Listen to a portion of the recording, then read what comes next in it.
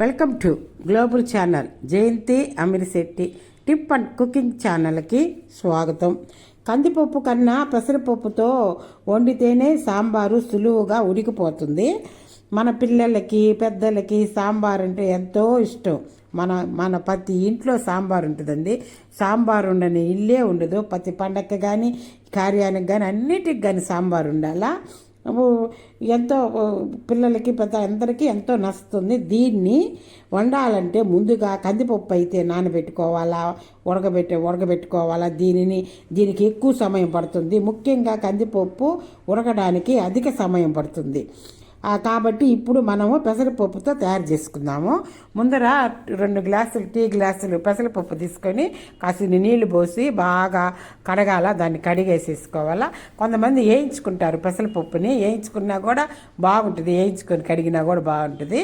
నేను మొదట వేయించేది మీకు చూపెట్టలేదు, అది వేయించి పెట్టుకుంటాను మొదట. తర్వాత 2 గ్లాసులు వేసుకున్నాను కదా, వేసుకొని 2 వంపులు వేసుకొని తర్వాత స్టవ్ వెలిగించి స్టవ్ మీద ఇది 1 గ్లాస్కి 4 గ్లాసులు నీళ్ళు పోసి పెట్టేసేయాలా. 2 గ్లాసులు 4 గ్లాసులు నీళ్ళు పోసి పొయ్యి మీద పెట్టి ఆ పొయ్యి మీద ఈ మునక్కాయ ముక్కలన్నీ కట్ చేసుకొని దాంట్లో కొద్దిగా సెగబడినాక పెసరపప్పు సెగబడినాక ఈ మునక్కాయ ముక్కలన్నీ దాంట్లో వేసేసేయాలా.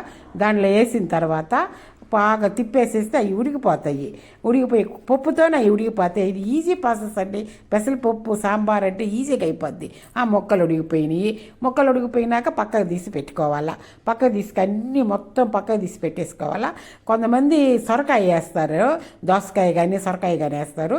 నేను గుమ్మడికాయ ముక్కలు వేసాను. తరిగి పెట్టుకున్న పచ్చిమిర్చి, తరిగి పెట్టుకున్న గుమ్మడికాయ, టమోటాలు, తరిగి పెట్టుకున్న ఉల్లిపాయలు అన్నీ పక్కన పెట్టుకొని ఇక మొత్తం తీసేసానండి. దాంట్లో ఉడికిపోయి పక్కన తీసి పెట్టేశాను. ఈ పెసరపప్పు కూడా ఉడికిపోయింది. దానికి పప్పు గుత్తి తీసుకొని ఎనిచ్చుకొని మెత్తగా ఎనిచ్చుకోవాలా. తర్వాత మనం చింతపండు నిమ్మకాయ అంత సైజు చింతపండు నానబెట్టుకొని పక్కన పెట్టుకోవాలా. దీంట్లో పెసరపప్పులో కాసింత పసుపు, రుచి తగినంత ఉప్పు, కారం వేసేసుకొని ఈ నిమ్మకాయ ఇది జ్యూస్ చేసి పెట్టుకున్నాం కదా చింతపండు పులుసు, అది దాంట్లో పోసుకోవాలా. చిక్కగా ఉంటుంది. కాసిని చూసుకొని మనం నీళ్లు పోసుకోవాలా. ఇప్పుడు నేను చూసాను చిక్కగా ఉందండి. చిక్కగా ఉంటే నేను కాసిని నీళ్లు పోసేసాను.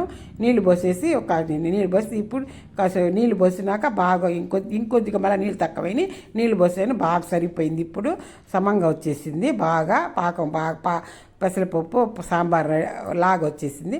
ఇప్పుడు పొయ్యి మీద కళాయి పెట్టుకొని దాంట్లో 3 స్పూన్లు ఆయిల్ వేసేసి 3 స్పూన్లు ఆయిల్ వేసి ఆయిల్ వేడెక్కాక కట్ చేసిన ఎండుమిర్చి, తర్వాత కట్ చేసిన ఎండుమిర్చి వేసి దాంట్లో వెల్లుల్లిపాయలు కచ్చాపిచ్చిగా దంచిన ఉల్లిపాయలు వెల్లుల్లిపాయలు వేయినోళ్ళు స్పిక్ చేసేసింది.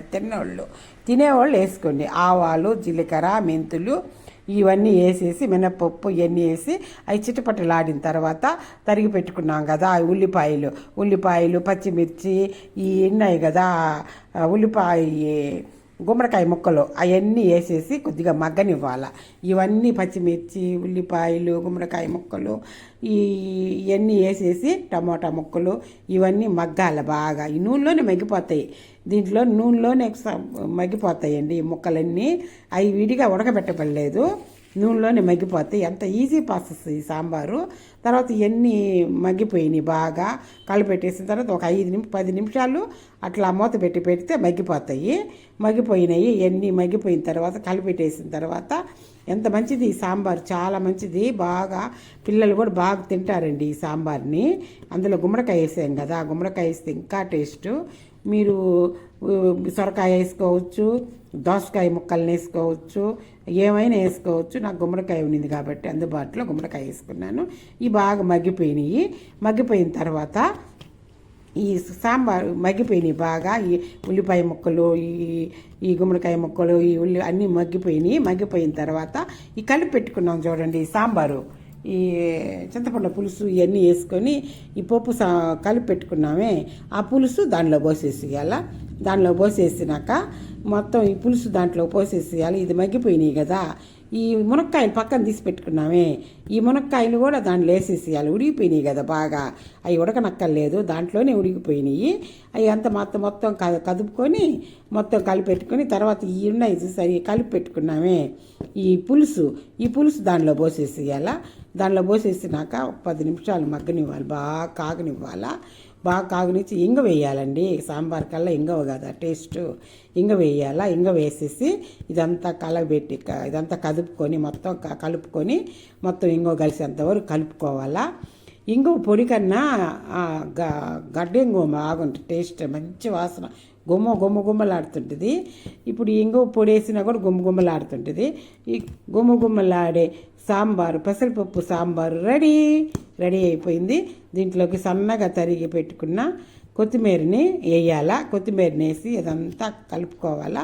కలుపుకుంటే అంత బాగుంటుందండి. ఇది కందిపప్పుతో చేసిన సాంబార్ కన్నా పెసరపప్పుతో చేసిన సాంబారే త్వరగా ఉడికిపోతుంది, పైగా చాలా టేస్టీగా కూడా ఉంటుంది. చాలా టేస్ట్. దీన్ని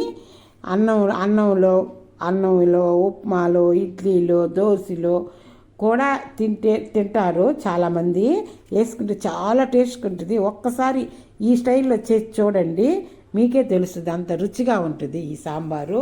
కందిపప్పు కన్నా పెసరపప్పు సాంబార్ ఈజీ ప్రాసెస్లో అయిపోద్ది. లైక్ చేయండి, షేర్ చేయండి, సబ్స్క్రైబర్ చేయండి. కొత్తగా చూసేవాళ్ళు సబ్స్క్రైబ్